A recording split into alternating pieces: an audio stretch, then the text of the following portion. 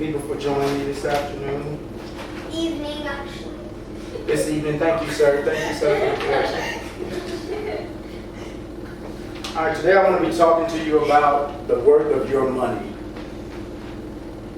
How do you feel about the justice system? Do you feel you're getting your money's worth is the question that I'm asking today. Now, if I catch you on camera doing something, does that mean you did it? If I caught you on camera, Coach, you did it, right? Yes. So I don't need to prove to you that it was you. You saw yourself on camera, right? Okay. So that's what I'm talking about today. How we place criminals in jail and prisons, but we waste so much money in the court process. Not to mention the cost that we spend on forensics and other research that are incorporated with that. If I see a person on camera doing something in black and white, if we saw them on news, if a witness saw you, if they got black and white evidence that you killed someone, why do we waste so much money going to court to prove that you are guilty? There's no reason for it. It's just a waste of money. I believe that we should just go straight to the punishment process.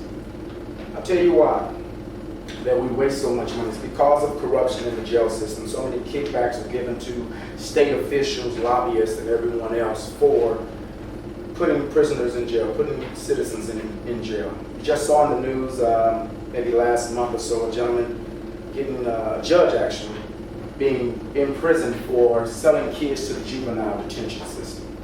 He was taking kids needlessly, accusing them, making them guilty of crimes, just to make money off of them being in jail or in the juvenile system. This is just one of the many forms of the corrupt system that surround prisons and things like that. The states have brokered deals to keep a certain capacity of inmates in the prison to maintain a certain amount of commerce.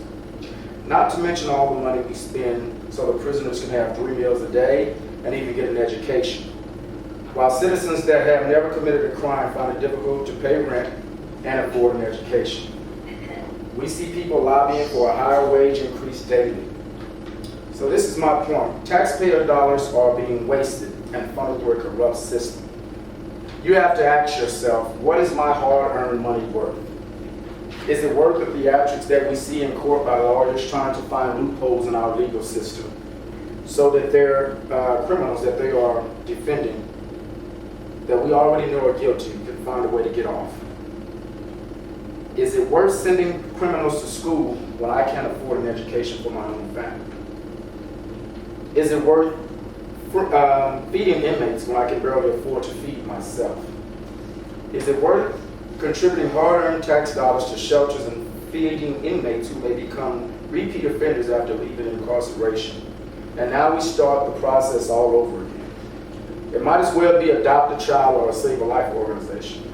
I think I deserve a letter and a picture of the inmate who I'm supporting for his time in prison and jail. How about yourselves?